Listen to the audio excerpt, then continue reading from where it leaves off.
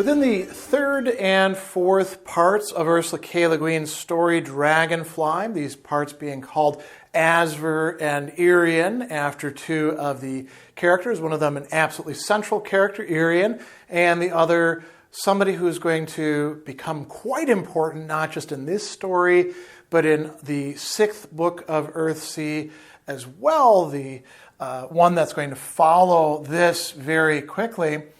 What we're going to see depicted is a set of crises that are affecting Roke and indeed Earthsea in general.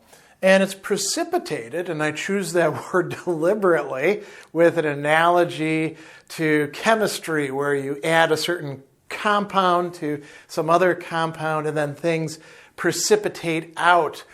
You couldn't see them originally in the solution, and now because of something being added, something being done, everything is going to change. But the solution was pregnant with that change, you might say. It's all precipitated by the doorkeeper letting Irian in. And this goes back to her and Ivory's plan about getting her into Roke. She's not trying to hurt anybody. Ivory wants to screw things up and show up the masters of Roke. So she gets to the door, the gate, and she knocks, and a middle-aged man stands there and says, "What can I do for you?" And she says, "You can let me into the great house, sir." He says, "Do you know the way in?" "Well, this is the way in, sir." "Do you know whose name you must tell me before I let you in?" "My own, sir. It is Irian." "Is it?" he said. That gave her pause.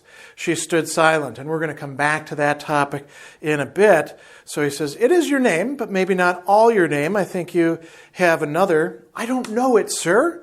After a long time, she said, "Maybe I can learn it here, sir." And so he says, "Come in, daughter." He's not fooled at all by her disguise. He deliberately brings her in, knowing that this is breaking one of the rules, one of the laws, one of the traditions of Roke. Her spell of semblance dropped away like a cobweb. She was and looked herself. And he's going to bring her in and says, "Would you wait here just a little bit, Irian?" And then the master changer of Roke comes in, and he introduces the two of them. And we have a description here. The changer stared openly at her. He was not as tall as she was. He stared at the doorkeeper and then at her again. "Forgive me for talking about you before your face, young woman, but I must. Master Doorkeeper, you know I'd never question your judgment, but the rule is clear. I have to ask you what moved you to break it and let her come in." And the doorkeeper said, "She asked me to." So something is happening here. Something is opening up a world that has been closed in upon itself. And the doorkeeper says, "When did a woman last ask to enter the school?" They know the rule doesn't allow them. So we've had this thing, and we know from the previous stories that this was not always the case at Roke. As a matter of fact, Roke was founded originally by women, right? And then eventually taken over by men. And what we see here is this present crisis of a woman being admitted to the great hall through the door as a student. So they talk a little bit about Ivory, and there's some talk about, well, maybe there was some point to him coming in, right? And then there is a discussion that's going to take place. The changer says, "My friend, what is it you think to do to learn? What is she that you ask this for her?" bringing her into the council room. "Who we are," said the doorkeeper, "who are we," said the doorkeeper, "that we refuse her without knowing what she is?" And then the next response is, "A woman," said the Master Summoner. The Master Summoner is the person who would be archmage, taking Ged's place and, controlling all of Roke, putting it back onto a proper footing, as we're going to see him talk about.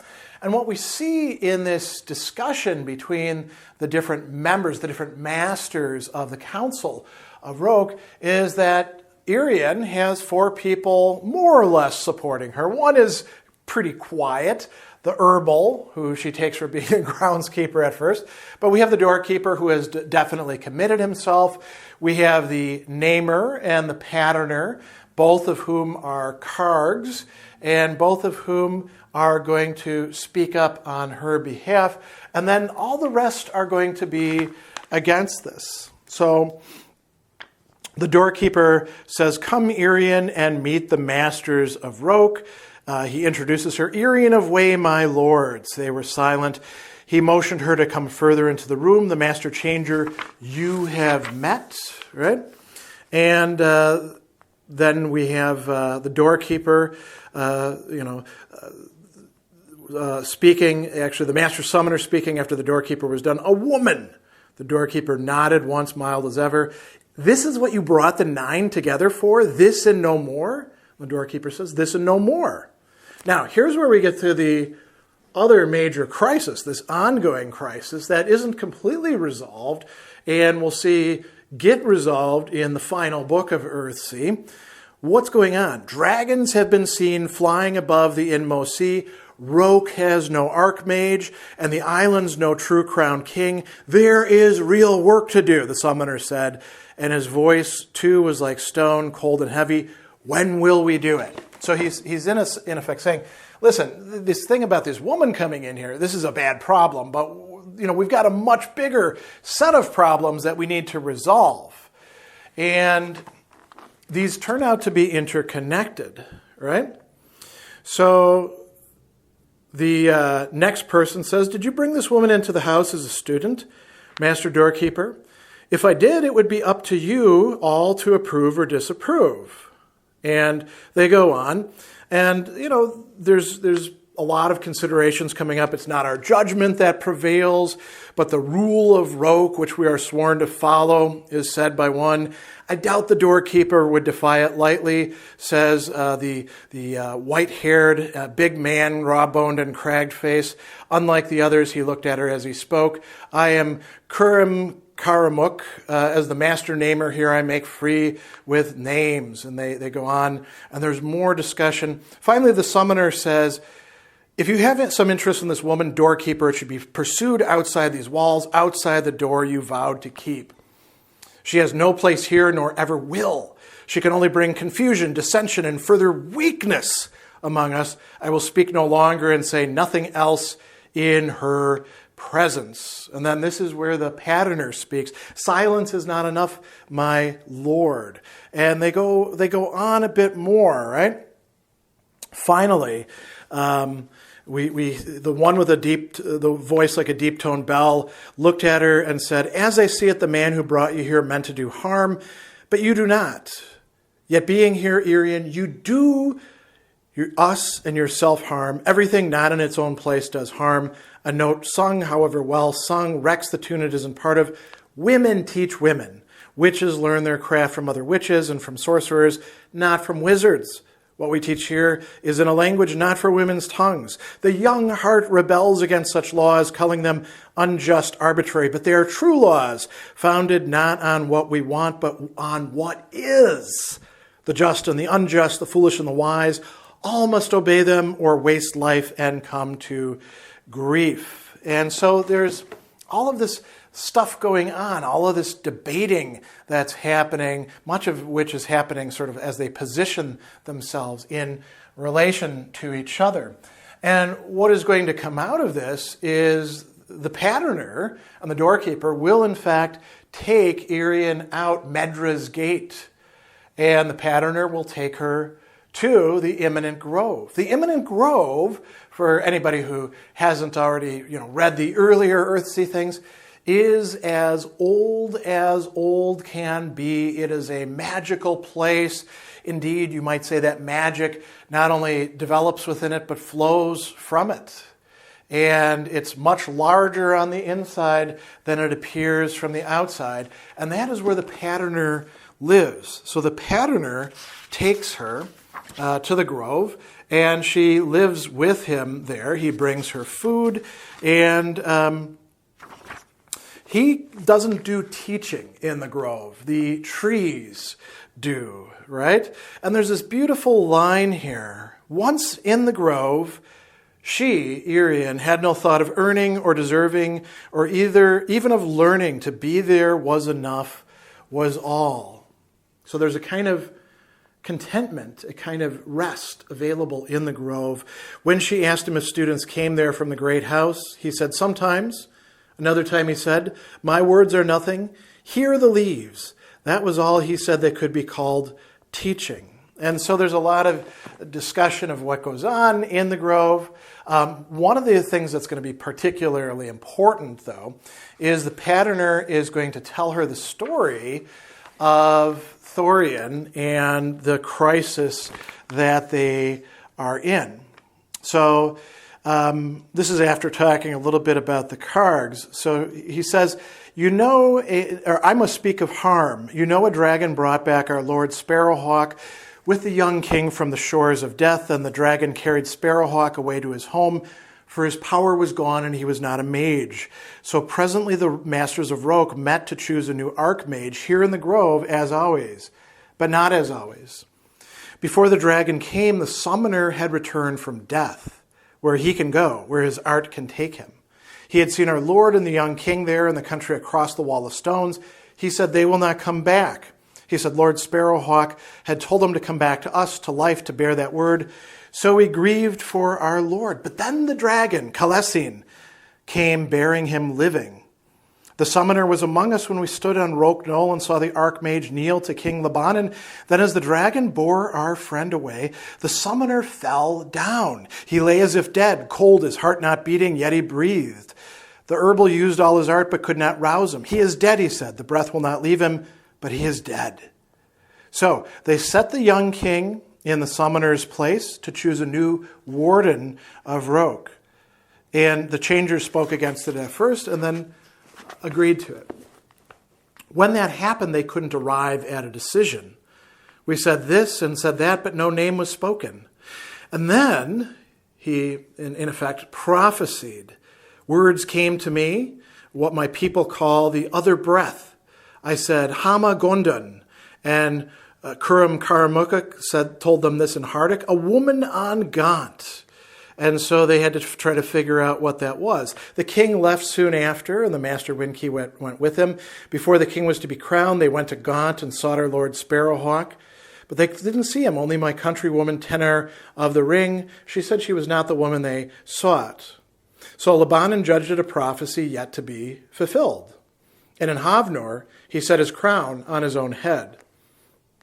The herbal and I too judged the summoner dead. We thought the breath he breathed was left from some spell of his. Though it seemed terrible to bury a breathing body, yet he was cold and his blood did not run, and no soul was in him. That was more terrible. So we made ready to bury him, and then as he lay beside his grave, his eyes opened. He moved and spoke. He said, I have summoned myself again into life to do what must be done. So the summoner is alive and yet dead and feels himself to have an important mission. Now the summoner's art is one of the deepest of magery taught on Roke, and he was great friends with the archmage himself. So the summoner has, you could say, a lot of juice, right? He's got a lot of legitimacy, but he's also got something fundamentally wrong. And we see him spying, in effect, in perhaps a lecherous way on Irian. We've got this interesting description, She sat a while by the Thwilburn, this stream. She was troubled by what he told her and her thoughts and feelings in the grove, troubled that any thought or feeling could have troubled her here. And she goes to the stream. She slipped off her sandals, put her feet in the water. She slid out of her clothes and slipped naked into the water, feeling the push and stir of the current all along her body. All trouble and restlessness washed away from her in the running of the water, and she floated in the delight of the caress of the stream, gazing up at the soft white fire of the stars. A chill ran through her. The water ran cold. Gathering herself together, her limbs still soft and loose, she looked up and saw on the bank above her the black figure of a man. "Get away," she shouted. "Get away, you traitor, you foul lecher. I'll cut the liver out of you." She leapt back down the bank, found her clothes, and pulled them on, still swearing aloud. "You coward wizard, you traitorous son of a bitch." And then the patterner says, "Irian? He was here," she cried. "That foul heart, that Thorion. I was bathing in the stream, and he stood there watching me. Ascending, only a seeming of him. It could not hurt you, Irian. Ascending with eyes, a seeming with seeing. May he be." She stopped at a loss suddenly for the word. She felt sick. She shuddered and swallowed the cold spittle that welled in her mouth. So this is a sort of, there's a transgression happening here on the part of the summoner Thorion. She also talks with Asver, who is going to reveal this name to her. The patterner came forward and took her hands in his. His hands were warm, and she felt so mortally cold she came up close against him for the warmth of his body. And she says, "Tell me your name, not your true name, only a name I can call you when I think of you." He stood silent for a minute and then said, "In Carago et, when I was a barbarian, I was Asver. In Hardic, that's a banner of war." And so he's given her something that she can call him by.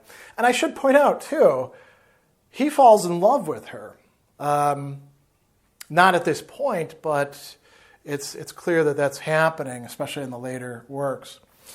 Now, everything comes to a crisis, a point of tilting within this big crisis, both of her being there and of all these other background issues that are going on. And we have a confrontation that is going to happen, particularly in the fourth part of it. But before this, what happens is the patterner is going to bring the other people there to talk about things, and we have some other things interestingly revealed here, right? So the healer, the herbal, says, "Thorion has been much with the other masters and with the young men. Secret meetings, inner circles, rumors, whispers. The younger students are frightened, and several have asked me or the doorkeeper if they may go, leave Roke, and we'd let them go. But there's no ship in port, and none has come into Thwill Bay since the one that brought you, lady, and sailed next day for Wathort. The wind key keeps the Roke wind against all. If the king himself should come, he could not land on Roke." And then he says, "Thorion says Lebannen is not truly king since no archmage crowned him." And the herbal goes on, "The ring of peace is healed, the prophecy is fulfilled, the son of Mored is crowned, and yet we have no peace. Where have we gone wrong? Why can we not find the balance?" And so the namer says, "Well, what does Thorion intend?"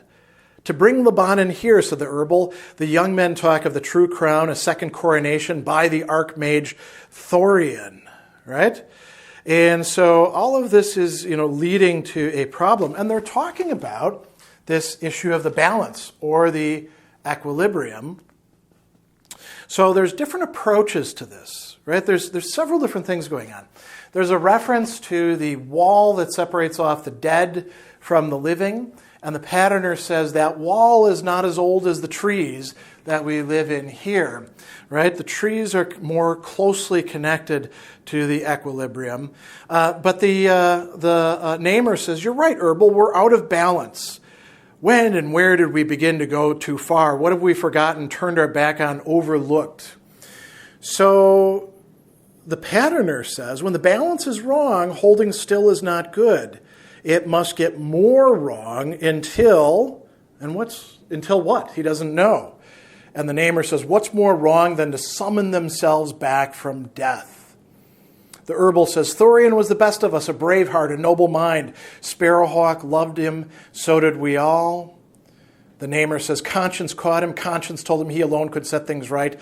To do it, he denied his death, so he denies life. "And who will stand against him?" said the patterner. "I can hide only in my woods.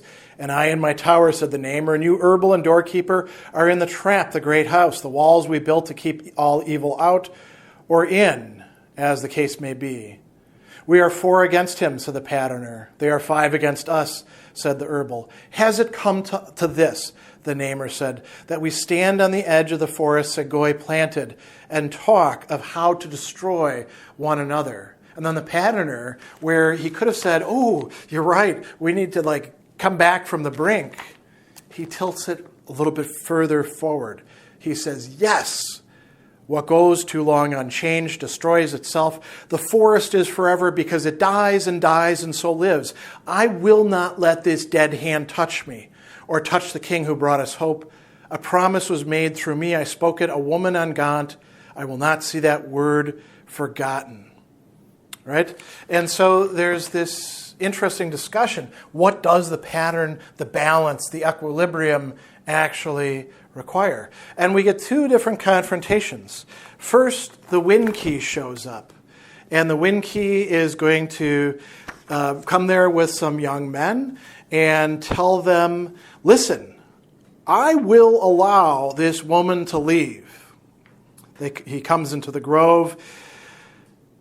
And the wind key says, "We have to settle this matter that divides us. The woman with you defies the rule of Roke. She must leave. A boat is waiting at the dock to take her, and the wind, I can tell you, will stand fair for way." "I have no doubt of that, my lord," said Osver, the patterner, "but I doubt she will go." "My lord patterner," this is the wind key again, "will you defile our rule and our community that has been won so long, upholding order against the forces of ruin? Will it be you of all men who break the pattern?" And Osra says, "It is not glass to break, it is breath, it is fire." The wind key says, "Lord Thorion has returned from death to save us all. He will be archmage. Under his rule, Roke will be as it was. The king will receive the true crown from his hand and rule with his guidance as Morid ruled. No witches will defile sacred ground. No dragons will threaten the inmost sea. There will be order, safety, and peace." And so there's, he and the students with him say, "Let us have the witch. She's got to go. Order will be maintained. Order will be restored. Thorion, the summoner, will be part of that, and we will be following him." Now, those who are resisting, the four mages, the doorkeeper, the namer, the patterner, the herbal, and Irian herself, they don't know what they have to offer instead of this old order. But they know that the old order is not going to be sufficient here. So the wind key goes away, and then they come again, but now with the summoner. Men were coming through the gardens and up the path from the great house, the 5 mages, many students. Leading them was Thorion the summoner, tall in his gray cloak, carrying his tall staff of bone-white wood, about which a faint gleam of wear-light hovered. And then here's what he says. "Irian of way, that there may be peace and order, and for the sake of the balance of things, I bid you now to leave this island. We cannot give you what you ask, and for that we ask your forgiveness. But if you seek to stay here, you forfeit forgiveness and must learn what follows on transgression." And she tells him, "Come up the hill." And this is where we get to the final confrontation and the revelation and realization of what Irian is and has been all this time. And we find the summoner, as powerful as he is, as amazing the feat of coming back from death, is not able to withstand her, and the evil that, without him realizing it or those who followed him, has been brought in, is in effect going to be scourged from Roke. And does this completely resolve the crises? Well, yes and no. Irian is not actually going to stay at Roke, so the issue of can women be there, not such an issue after that. And the other things that are going on, dragons crossing into human territory, the fact that they don't have an archmage to rule over things, the question of the legitimacy of King Lebannen. None of these are completely resolved, but they're now moving towards some resolutions of the crises that we're going to see not in this story, but in the final book of the Earthsea saga.